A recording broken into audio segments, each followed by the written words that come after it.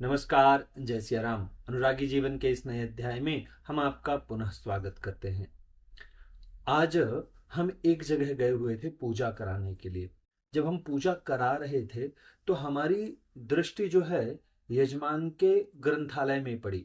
कुछ यजमान होते हैं जो कुछ अंग्रेजी हैं, कुछ हिंदी हैं, अपने सुविधानुसार जो उनको पसंद होती है ऐसी कुछ किताबें, कुछ ग्रंथ जो है वो अपने पास रखते हैं। तो उनके ग्रंथालय में हमारी दृष्टि गई और वहाँ 2 से 3 पुस्तकें जो हैं हमें बहुत सुंदर सी दिखी। हमने विचार किया कि उन ग्रंथों का, उन पुस्तकों का हम आपको वीडियो बनाकर दिखाएं कि उन ग्रंथों में है क्या क्या।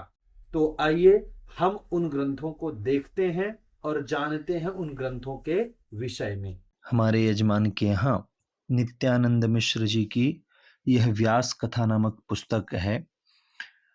देखिए, सुंदर सा पृष्ठ है जिसमें लिखा हुआ है व्यास कथा और महाभारत की नीति कथाएं। इस नाम से ही स्पष्ट हो जाता है कि इसमें महाभारत की नीति कथाएं दी गई हैं। सुंदर सा चित्र है। यह जो चित्र है एक महिला अथवा कन्या के द्वारा बनाया गया है। नाम हमें अभी याद नहीं आ रहा। आगे बढ़ते हैं तो व्यास कथा महाभारत की नीति कथाएं लिखा हुआ है और कथाकार निरामय को एक सुंदर सा वाक्य लिखा हुआ है और यहाँ जो है प्रकाशक की विशेष जानकारी दी गई है।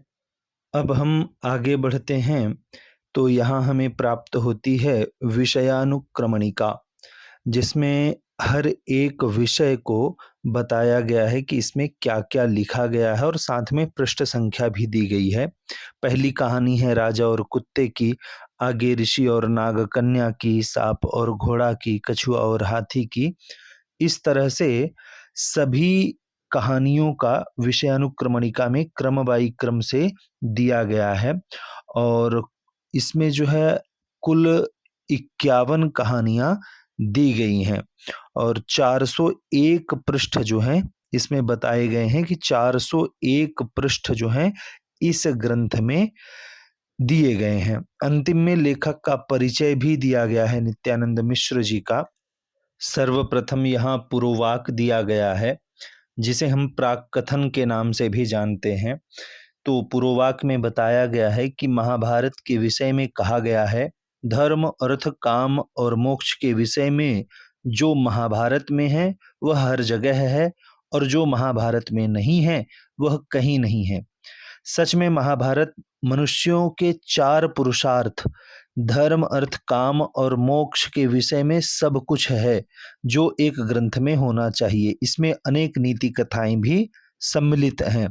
नीति कथाएं अपने आप में एक साहित्यिक विधा है। इस तरह से एक प्राक कथन, पहले जो कथन होता है ग्रंथ के विषय में, ग्रंथ कहाँ से लिया गया है, ग्रंथ की कहाँ से प्रेरणा ली गई है, अथवा ग्रंथ का यह जो नाम है वह ग्रंथ का यही नाम क्यों है, इस विषय में अनेकानेक जो है जानकारियां पुरोवाक में ग्रंथकर्ता की ओर से दी जाती हैं। तो यहाँ एक विशेष रूप से ग्रंथ का नाम का परिचय दिया गया है कि ग्रंथ के नाम का जो परिचय है वो क्यों है और क्या है। तो इस विषय में जो है बढ़िया सुंदर सी जानकारी दी गई है। इसे अच्छे से पढ़ना चाहिए ताकि हमें ग्रंथ के विषय में मूलभूत जानकारी हो सके। यहाँ बहुत सुंदर सुंदर बातें जो है बताई गई है कि संस्कृत में नीति का शाब्दिक अर्थ है आगे ले जाने की क्रिया अथवा ले जाने का साधन, आगे ले जाने का साधन। इस तरह से जो है नीति कथाएं, महाभारत की नीति कथाएं, यह क्यों इसका नाम रखा गया है इस विषय में जो है बताया गया है कि कौन कौन से नीति ग्रंथ हैं। तो चाणक्य नीति है, पंचतंत्र है, नारायण पंडित का कामंदक है, कामंदकी नीति सार, विदुर नीति। इस तरह से अनेक नीति कथाएं भारत में प्राप्त हैं। उन्हीं कथाओं में से जो है यह सुंदर सा व्यास कथा महाभारत की नीति कथाएं बनाया गया है, लिखा गया है, जिसमें अनेक प्रकार के जो हैं पशु पक्षियों से संबंधित जो नीति कथाएं हैं उनका संकलन इसमें किया गया है। और यहाँ जो ये चित्र है, यह चित्र जो है एक महिला के द्वारा है। हम अच्छे से आपको नाम बता नहीं पाएंगे। अक्सर जो है नित्यानंद मिश्र जी इनके चित्रों का प्रयोग करते हैं। शिवांगी नाम है, संभवतः उनका नाम शिवांगी है। इस ग्रंथ में जितने भी चित्रों का प्रयोग किया गया है, संभवतः सारे के सारे चित्र जो हैं उनके ही हैं। और हमने इस पे जातक, पंचतंत्र और हितोपदेश की नीति कथाएं पढ़ी हैं, पर क्या हमने महाभारत की नीति कथाएं पढ़ी हैं? हम महाभारत के मनुष्यों के पात्रों के बारे में जानते हैं, पर क्या हम महर्षि वेदव्यास की महान संहिता में चतुरसियार, ढोंगी हंस, चूहा, कपटी बिल्ला, इन सब की कथाएं जानते हैं कि नहीं जानते हैं? इस विषय में जो है यहाँ एक छोटा सा बताया गया है पैराग्राफ दे करके कि इस पुस्तक में क्या क्या दिया गया है। यह एक अच्छा प्रकल्प है। जो लोग बाहर से ही ग्रंथ का अवलोकन करते हैं, अंदर झांकते भी नहीं हैं, उनके लिए बहुत अच्छा है। और यह नित्यानंद मिश्र जी का एक संक्षिप्त परिचय दिया गया है। इस पुस्तक का मूल्य 499 रुपये है। यह पुस्तक इतनी मोटी है, बहुत ज़्यादा मोटी भी नहीं है, और बहुत सुंदर है, बहुत हल्की है। नित्यानंद मिश्र जी ने केवल यही एक ग्रंथ नहीं लिखा है, केवल यही एक पुस्तक उन्होंने नहीं लिखी है।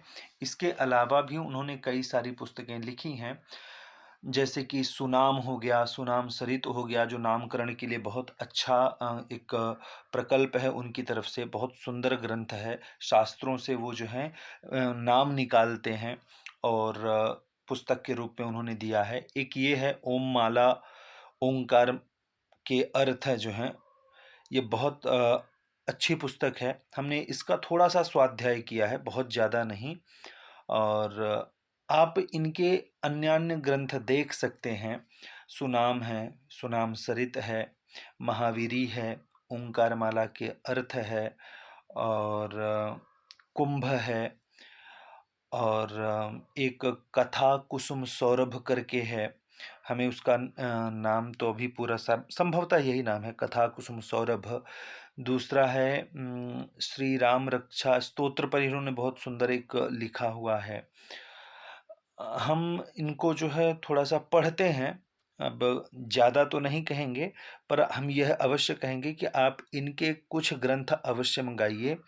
जैसे एक तो ये ओंकार, ओम माला के अर्थ हो गया, और दूसरा एक हो गया ये ही व्यास कथा, एक कथा कुसुम सौरभ।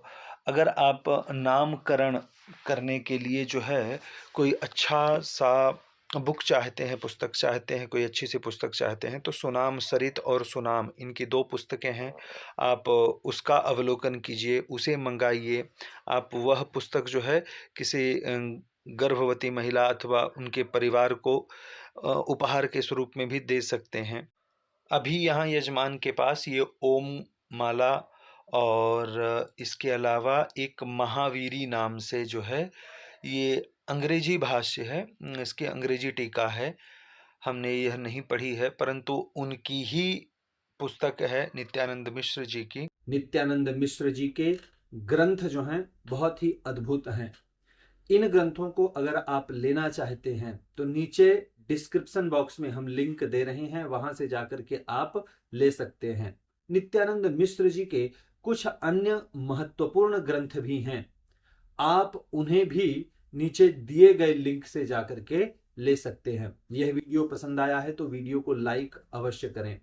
वीडियो कैसा लगा इस विषय में अपने मनोभाव अवश्य प्रकट करें। वीडियो को लाइक करें, चैनल को सब्सक्राइब करें, वीडियो को शेयर अवश्य करें। यह वीडियो देखने के लिए आपका बहुत बहुत धन्यवाद।